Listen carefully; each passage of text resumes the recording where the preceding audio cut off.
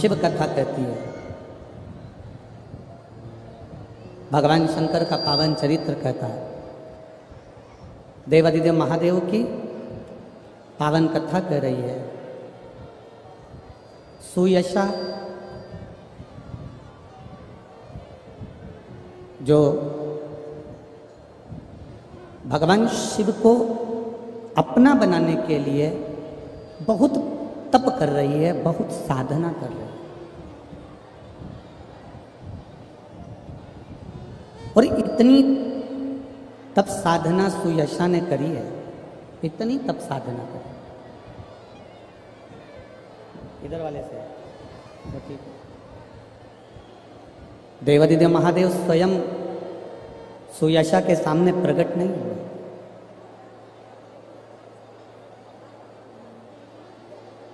देवादिदेव महादेव सुयशा के सामने नहीं आए। अब सुयशा को लगा तो उन्होंने अपने पिता से मरुतो से पूछा,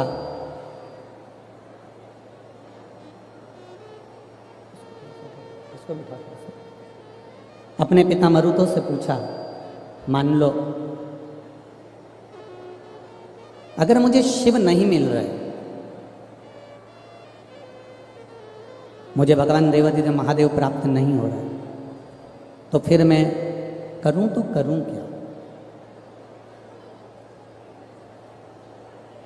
ऐसा क्या करा जाए जिससे मुझे शंकर भगवान की प्राप्ति हो जाए, मुझे उगड़दानी भगवान शिव प्राप्त हो। देखिए, मोबाइल खराब हो जाता है तो उसको ठीक करने का प्रयास करते हैं। लैपटॉप बेकार हो गया तो उसको ठीक करने का प्रयास करते हैं। कपड़े में अगर दाग लग गया तो उसको धोकर साफ करने का प्रयास करते हैं। मोबाइल खराब हो जाए तो उसको ठीक करने का प्रयास किया जाता है। लैपटॉप खराब हो जाए तो उसको ठीक करने का प्रयास किया जाता है। उसी तरह हम अगर शिव जी के मंदिर जा रहे हैं, भगवान शंकर की शरणागति में जा रहे हैं, भगवान की भक्ति में जा रहे हैं और भगवान हमको प्राप्त नहीं हो रहा, तो कारण क्या है? आखिर ऐसा क्या है कि परमात्मा की हमें प्राप्ति नहीं हो रही? आप आए नहीं और सुबह हो गई, मेरी पूजा की थाली धरी की। आखिर क्यों? कारण क्या है ऐसा कि हमें परमात्मा की प्राप्ति नहीं हो रही?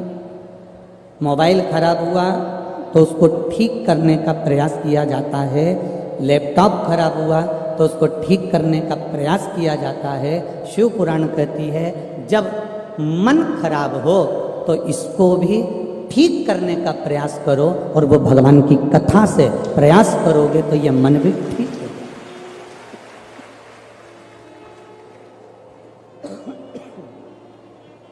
ये मन भी श्रेष्ठ हो जाए।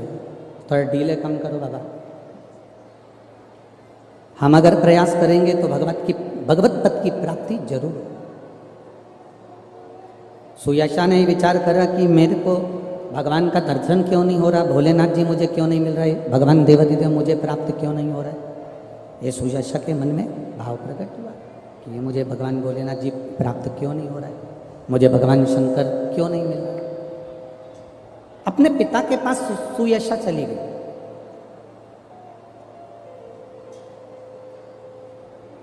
बहुत बड़े संशय में जब हम उलझते हैं,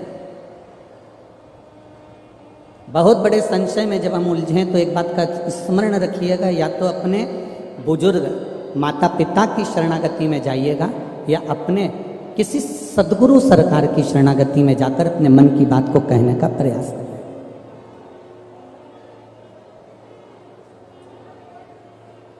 और जब हम किसी सच्चे गुरु की शरणागति में जाते हैं, किसी सदगुरु की शरणागति में हम जब जाते हैं तो अपने जीवन का ना जाने कितना कितना अश्वमेध यज्ञ हमने अपनी जिंदगी के कर लिए होते हैं, जिसके फलस्वरूप हमें किसी सच्चे गुरु की शरणागति प्राप्त होती है। आज हमारे बीच में ददरहुआ सरकार विराजमान हैं, पूज्य अवधूत धूमेश्वर धाम से महाराज जी विराजमान हैं, पूज्य पांडवकर सरकार विराजमान है। तो ये कहीं ना कहीं हमारी ये स्मरण रहे कि हमने अपनी जिंदगी के कहीं ना कहीं बहुत अश्वमेध यज्ञ करे होंगे, बहुत पुण्य करा होगा, बहुत अच्छा कार्य करा होगा, तब जाकर हमको संतों के, भगवंतों के और ग्रंथों के दर्शन यहाँ प्राप्त हो रहे हैं। ये शिव तत्व की प्राप्ति।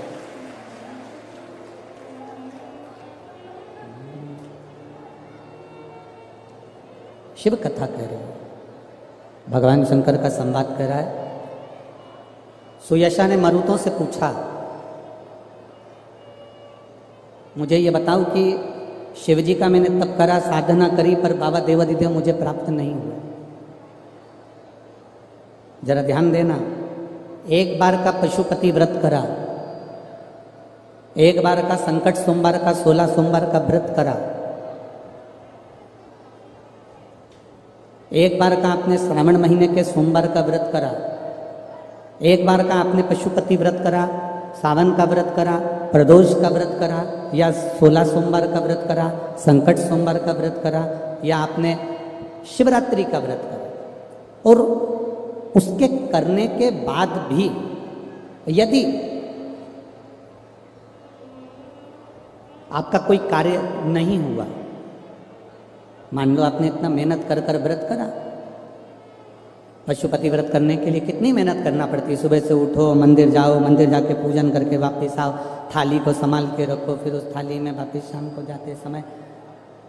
को जाते समय प्रसाद लेकर 6 दिए रखकर फिर बाबा के धाम फिर वापस पहुँचो, कितनी मेहनत करना पड़ती है।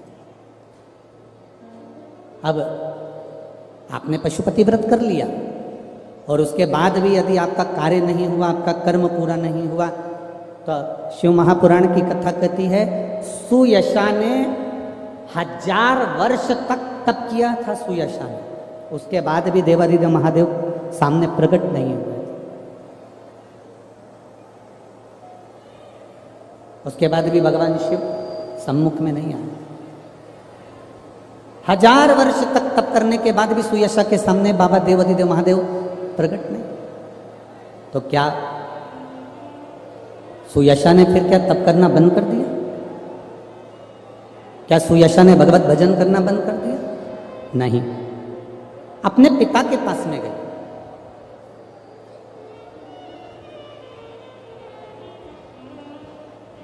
मां के बराबर कोई करुणा करने वाला नहीं होता, पिता के बराबर कोई मार्ग बताने वाला नहीं होता, और सदगुरु के बराबर कोई भाव सागर पार लगाने वाला नहीं। शास्त्र का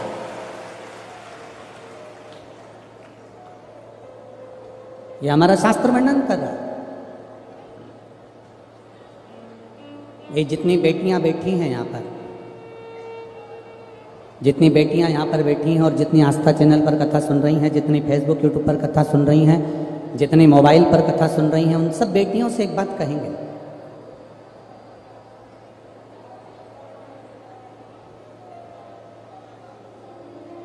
वो द्वापर का युग था जिसमें भगवान कृष्ण द्रौपदी का चीर बढ़ाने के लिए आ गए थे।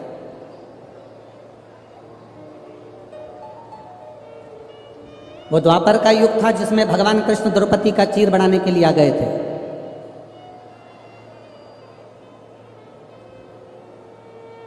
वो त्रेता का युग था जो मेरे सीताराम सरकार माता जानकी को लेने के लिए लंका पहुंचे थे। पर अभी चल रहा है कलयुग। जितनी बेटियां बैठी हैं बड़े ध्यान से सुनना, इस कलयुग में आप स्वयं अपने अंदर ऐसा बल उत्पन्न करो कि आपको किसी को बुलाने की जरूरत नहीं पड़े, आप स्वयं को बुलाने होकर आगे बढ़।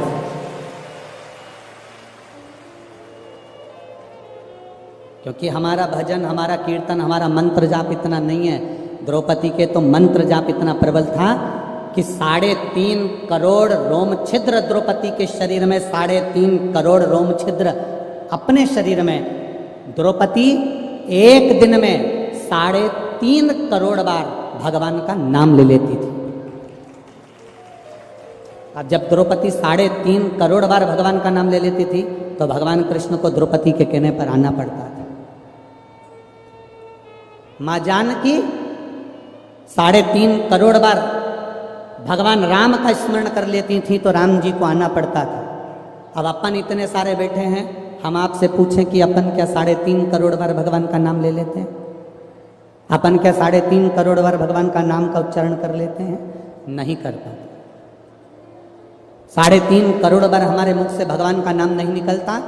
पर शिव महापुराण की कथा कहती है, जो शंकर भगवान की कथा में जाकर बैठते हो, राम कथा में जाकर बैठते हो, भागवत कथा में जाकर बैठते हो, कृष्ण कथा में जाकर बैठते हो, संतों की शरणागति में जाकर बैठते हो, जितने लोग कथा को श्रवण करने के लिए बैठे हैं और जितनी बार आप मुख से पंचाक्षर मंत्र नमः शिवाय, षडाक्षर मंत्र ओम नमः शिवाय, श्री शिवाय नमस्तुभ्यम, राम नाम, कृष्ण नाम, जो नाम का तुम उच्चारण करते हो, इतने भक्त एक साथ जब भगवान के नाम को जपते हैं, लेते हैं, तो वो ताली बजाते समय हमारे मुख से निकले हुए शब्द टूटते हैं तो वो बिखरते हैं तो वो करोड़ों की संख्या में हो जाते हैं, और करोड़ों की संख्या में हो जाते हैं तो 3.5 करोड़ बार हमारे मुख का एक बार बोला हुआ मंत्र जाप पूर्ण हो जाता है।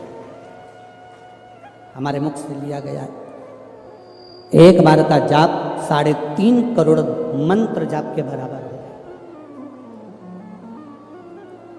श्री शिवाय नमस्तुभ्यं,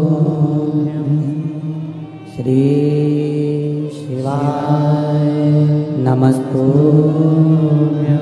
3.5 करोड़ बार हमारे मुख से भगवान का नाम केवल एक बार हमने लिया और इतने भक्त एक साथ बोले, अपने आप को निकलते से ही हमारे 3.5 करोड़ रोम छिद्र के बराबर हो जाता है।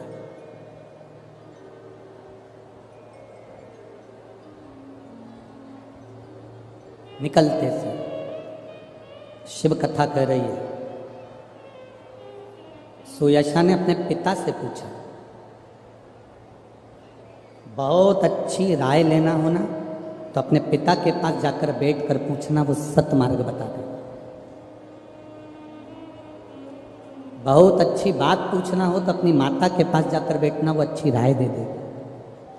बहुत अच्छी राय लेना हो, बहुत अच्छी बात पूछना हो तो अपने गुरु के चरणों में जाकर बैठना, वो आपको सतमार्ग बता देगा। और एक और बात याद रखो, और भी ज्यादा अगर भटक रहे हो तो किसी सत्संग में जाकर बैठ जाओ। कोई सद्गुरु अपनी कथा के माध्यम से, प्रवचन के माध्यम से, सत्संग के माध्यम से आपका मार्ग प्रशस्त करे। बन सके तो तेरी कृपा बिना न हिले एक भी अणु, लेते हैं श्वास तेरी कृपा से तनो तनो। हे गंगाधार मुक्तिदार ओमकार तू, भोले ओमकार तू, आयो शरण तिहारी शंभु तार तार तू। बखान क्या करूं मैं राखों के ढेर का, चपटी भभूत में खजाना कुबेर का। ये शिव तत्व कह रहा है। किसी आड़े टेढ़े के पास बैठकर अपनी जिंदगी खराब मत करना। किसी आड़ी टेढ़ी जगह बैठकर अपनी जिंदगी को बर्बाद मत करना। एक बात आप लोगों को पहले भी कही, आज फिर कहते, यहाँ से निकल कर जाओगे ना, बाहर निकलते से ठेले पर, हाथ ठेले पर चाय ले लेना।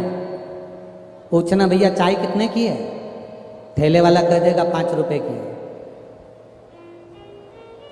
फिर थोड़ी सी आगे जाकर एक होटल पे रुकना और कहना भैया चाय दे दो। चाय वाला से पूछना चाय कितने की है? 10 रुपए की। थोड़ा और आगे जाना, कोई अच्छी और होटल देखना, उससे पूछना चाय कितने की है? 15 रुपए की है।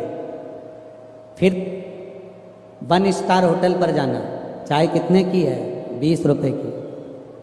3 स्टार होटल पर जाना, चाय कितने की है? 50 रुपए की। 5 स्टार होटल पर जाना, चाय कितने की है? 100 रुपए की।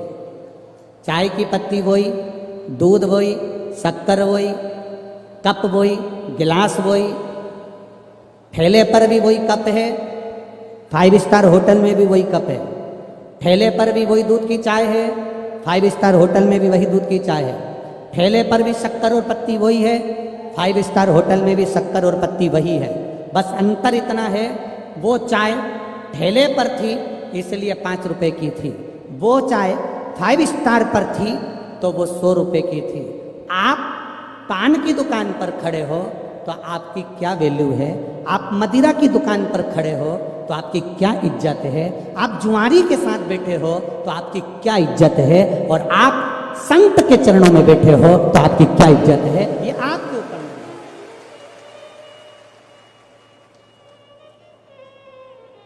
एक मदिरा पीने वाले के साथ में बैठे हो तो आपका कोई वो क्या कहते हैं, 2 कौड़ी की इज्जत रह जावे साहब। मदिरा पीने वाले तो वो कह रहा है मैं पीता नहीं हूं, भले नहीं पीता पर मदिरा पीने वाले के साथ जाकर खड़े हो जा, नाम तेरा भी आए। मदिरा की दुकान के सामने जाकर खड़े हो जा, नाम तेरा भी आएगा। जुआरी के साथ जाकर खड़े हो जा, नाम तेरा भी आएगा। नाम आएगा तो हाँ, रोज रोज मंदिर में जाकर खड़े हो जा तो तेरा नाम वहां भी आएगा।